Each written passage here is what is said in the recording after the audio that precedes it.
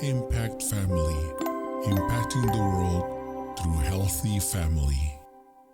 Shalom saudara-saudara, selamat berjumpa pula dalam Renungan Malam bagi Keluarga. Saya harap saudara semuanya sudah siap merenungkan firman Tuhan. Saudara semua dalam keadaan baik, sehat, dan dapat bersama-sama menikmati renungan malam ini. Nah saudara, dalam perjalanan itu setelah 10 hukum disampaikan, Musa juga sebetulnya banyak peraturan yang disampaikan ya. Salah satunya saudara saya bacakan dari Keluaran 23 ayat pertama. Janganlah engkau menyebarkan kabar bohong. Janganlah engkau membantu orang yang bersalah dengan menjadi saksi yang tidak benar.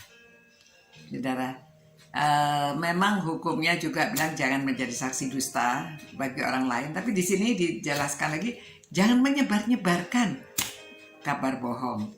Ya, saudara, kenapa orang suka menyebar-nyebarkan kabar bohong?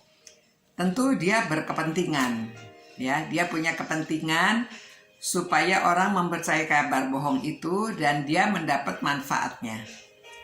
Saudara, pada waktu Nehemia dia mau membangun tembok Yerusalem, karena sudah lama tembok Yerusalem ini hancur, rusak, tidak ada yang memperbaiki. Orang-orang di dalam kota Yerusalem itu lemah, mereka tidak bisa memperbaiki. Jadi waktu dengar itu Nehemia datang, sudah dapat izin dari raja. Dia datang dari tempat pembuangan. Dia terbeban akan kota asalnya ini. Jadi dia datang, lalu dia mengumpulkan orang-orang. Oh, mereka termotivasi mau membangun. Nah, lalu ada yang namanya Sanballat. Wah, dia kaget. Wah, ini Yerusalem sudah hancur. Dia menjelekkan Tuhan Allah bangsa Yahudi ini. Malah sekarang itu dia itu tahu ada yang akan membangun, wah dia menghasut. Dia menghasut, dia menyebarkan kabar bohong kepada orang-orang lain. Ya, temannya namanya Tobia, ada orang Arab, ada orang Amon. Mereka itu pada kena kabar yang disebarkan oleh Sanballat ini. Kabar bohong. Lalu orang lain ikut-ikutan, ya, ikut-ikutan menjadi saksi kabar bohong ini. Nah, saudara, itulah sebabnya. Jadi keadaan kacau. Jadi orang di dalam kota Yerusalem sendiri juga mulai ragu-ragu. Apa bisa enggak ini kita membangun? Ya, nah di situ Nehemia lalu dia berjuang. Dia katakan kita kan punya Allah. Kita itu Allah kita yang Maha Kuasa. Jangan lupa. Mari kita berdoa dan minta supaya Tuhan yang akan menolong kita. Kita pasti bisa. Nah, saudara, nanti kita renungkan ceritanya kemudian ya. Tapi di sini yang kita akan bicarakan mengenai menyebarkan kabar bohong. Menyebarkan kabar bohong itu karena apa, saudara? Karena iri, ya. Karena dia iri, dia tidak bisa menolong. Orang-orang tidak pro sama dia, Sanballat, Tobia. Lalu dia menjelek-jelekan Nehemia yang mau datang membangun. Ya, dia harapkan Nehemia gagal dengan dia menghasut orang-orang yang di sekelilingnya supaya orang-orang itu tidak menolong Nehemia sehingga Nehemianya gagal. Nah, saudara, orang itu kenapa menyebarkan kabar bohong? Karena iri dan ingin dirinya yang dipuji, ingin dirinya yang kelihatannya bagus.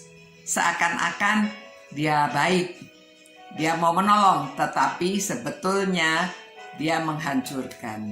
Karena dia iri, dia tidak bisa melakukan itu.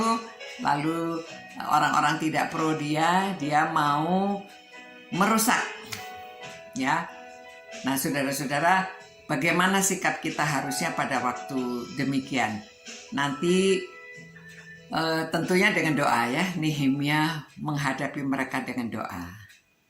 Jadi dia berdoa dan dia memotivasi orang-orang juga supaya mereka tidak mudah dihasut. Saudara, mari kita berdoa supaya kita tidak menjadi penghasut, penyebar bohong, dan kita juga tidak mudah menerima kabar bohong, ikut-ikutan.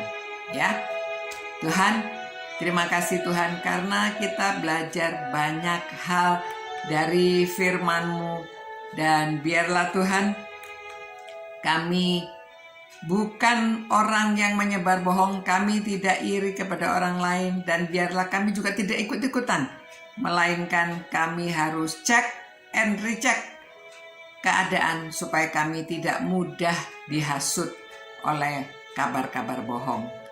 Terima kasih Tuhan, dan berkatilah setiap orang yang merenungkan firman-Mu ini. Khususnya kami juga ingin berdoa Tuhan bagi beberapa orang yang sakit, yang sudah lama mereka sakit ya Tuhan. Kami mohon Tuhan menjamah mereka, khususnya untuk Ibu Mona, Ibu Ruth, Ibu Warsiki, dan suaminya, juga Pendeta Timotius Suharto. Tuhan, kami doakan Tuhan mereka Tuhan yang sedang sakit.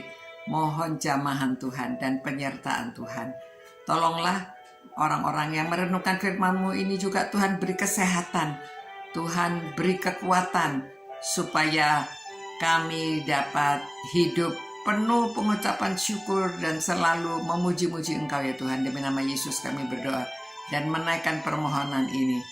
Amin. Terima kasih, selamat malam. Semoga saudara bisa tidur nyenyak.